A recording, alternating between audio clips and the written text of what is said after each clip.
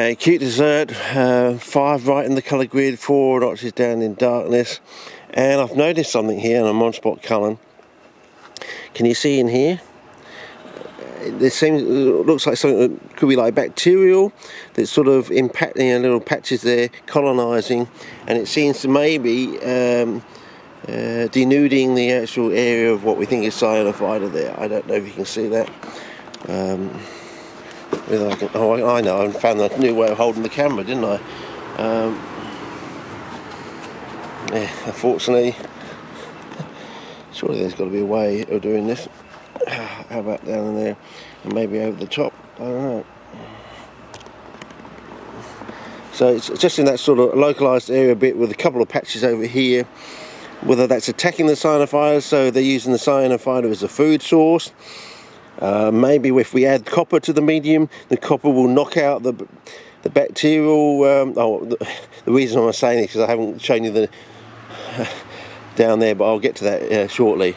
So we'll see. So anyway, don't know if I'm getting some of it on there, in there. I'm not sure. So we'll see over time, sort of thing. Still one. Now this one I've noticed is going very pale, almost like the one over there did. It got really nice and pale, and then it carked out, sort of thing. So whether this is going to go the same way, and that means, does it mean it's running out of something? Oh, well, I suppose it does imply that it's running out of something. It's getting paler and paler, but it's looking nice and more natural looking, and suddenly it'll cark it. It just hasn't got enough there of whatever it is to do the business, sort of thing. But anyway, that's so far.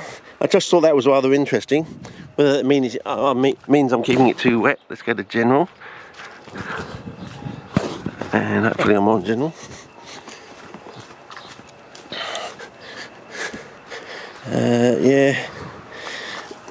Oh, they're taking their time, and only up the top. But I think it is going to redden that one. What was that one, by the way? That was Xinox with a little bit of aluminium. This is the titanium. No, this is Xinox with zinc sulfate added to it. So, okay. Okay. It might be something to do with the sulfur cycle, fellas. Okay. Oh yes, this one down here. I don't know. Didn't think it was going to do anything. But if we go to Spot Cullen, that leaf there, I don't know if you can see that, getting very succulent on the end, and I'm getting this sort of coloration on the edge or something. It's almost like a sulfidic sort of thing, and I'm thinking, well, how can I get that? Didn't put any sulfur component into that, so maybe our concept of what is a sulfide is completely wrong. People saying, oh, that's definitely sulfide in the soil there, and it's totally something else that looks like sulfide but isn't. I don't know. Just interesting. Anyway, well, that one definitely down there has carked it, so it just shows you just can't grow them in normal soil. And this one here, I think I could keep it a little bit wetter, but if we go down there, it's holding at the moment, but I don't know, that new leaf, it's going to dehydrate, I don't know, but could do better, put it that way. This one, day 3, oh, it's holding out, fellas, but it's touch and go. It really is touch and go. I don't know how to get down on it, but yeah, it's touch and go. Whereas this one over here, the new, it's nice, but it's very slow to grow. It's so plasticky looking. It's almost like it's too plastic. You know what I mean? It's struggling growing because it's too twangy. So I don't know if we can get down in there and show you that callus, whatever it is that's going on in there. I don't know, fellas. The camera's picking that up. I don't know. I'm not sure if this is too wet or something. Look at this. If I press that down, it might be too wet. It's almost like feels spongy sort of thing, and it's all over the place, So I don't know if it's too wet. I mean, John 9 talks about, oh, that soil's too compact. I'm thinking, well, how compact does it have to be if you can actually go, if you can go like that? That doesn't seem to be very That doesn't seem to be very compact to me. So anyway, it seems very friable anyway. Oh yeah, and this one over here looks very nice on the ends here. I don't know if you can see that. The ends are going really nicely, which is very strange. What does that mean? You know, I don't know, fellas, but anyway, we'll see if we can get this copper one to go, and this one here, and we'll get some more data back, but and of course eventually get the first chalk one to run, but I reckon we won't actually push through on both chalk and copper until the second go. But yeah, it's this one here, fellas. I mean, oh geez, in day 4 tomorrow, will it survive? And will something happen? Will those petty old bases, will they go red or something? I don't know, but it's got a weird look to it at the moment. But the bits of copper in there are still in that sort of... I lost the light, fellas. As I said, I'm going to tread on this bloody little bugger one day. I reckon this one here, I'm going to tread on it by accident. But I think I need 2 flushes on there to actually get it wet enough down there for it to be happy, I think. On this one, I was up to about 70 now, so today. So it's gone down from like 120 down to 70, so basically half the void space is missing now. So is that being filled up by microbes slowly going through the exponential multiplication cycle? And slowly, after a couple of weeks, we're getting up to half. And then, of course, we got the thickness of the growth there starting to happen on these. So maybe there's concomitance going on there between filling up all the void spaces, assumedly with because then the level hasn't really basically gone down much on the pot. I'm assuming the only thing you can be filling up is microbes. Nitrogen gas is just sort of forming around all the we'd expect a lot more growth than if it was nitrogen gas sort of just filling up all the voids, attaching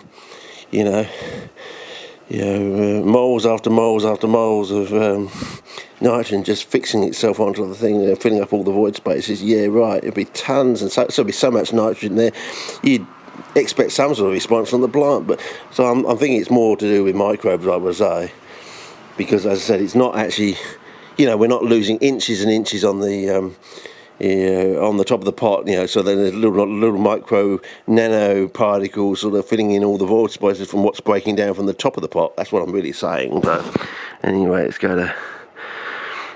what I'm really saying. Anyway, that's about it for today's little spiel. There's nothing. Oh, I've just remembered I've forgotten to water some pots this morning because I had to go out shopping, Saturday shopping sort of thing. The same thing with this one here, I think. What's this? Yeah, look at that. Very.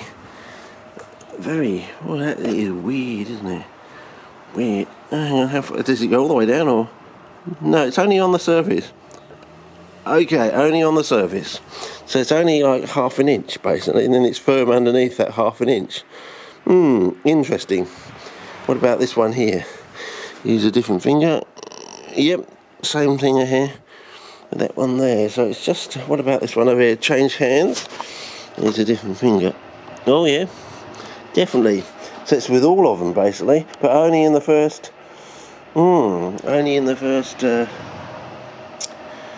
half an inch, basically. Yeah. Anyway, interesting. So that means that eventually, if that collapses over time, it's the whole surface of the pot's going to go down half an inch, I would say. But what about this one over here? Use a different finger. No, that's different. Okay. What about this one over here? Different finger again. Oh yeah, this one almost 3/4 it. Wow. So we know this one is bag, and we know it's acid. And yeah. Interesting. Okay. Interesting. Okay, well, something to put in the old mental bank, I suppose. And I like the look of that. We're still on spot colour. Yeah, can you see the detritus in the water down there? How close can I go? I'm almost touching the water with touch the water with the lens hood. Yeah, touching the water now with the lens. Okay. One last look at this one. Can we get it from a different angle that might pick something up? I don't know, but it doesn't. That's what I'm talking about. It's not the thriftiness of the plant. It's the vigour, that they're lacking thrive. That's what it is. The plants seem to be lacking thrive. This has got some sort of vigour, but it's almost being held back by it seems to be almost being held back by itself, you know. It's got too tough and gnarly to actually be able to grow properly almost. Interesting, but anyway, we'll see how we go. Well, that's about it. I think I've only got a minute, nothing else really to report. Or maybe I should show you the horseradish leaf or something in close up on spot colour on this time, because I didn't think we did it properly.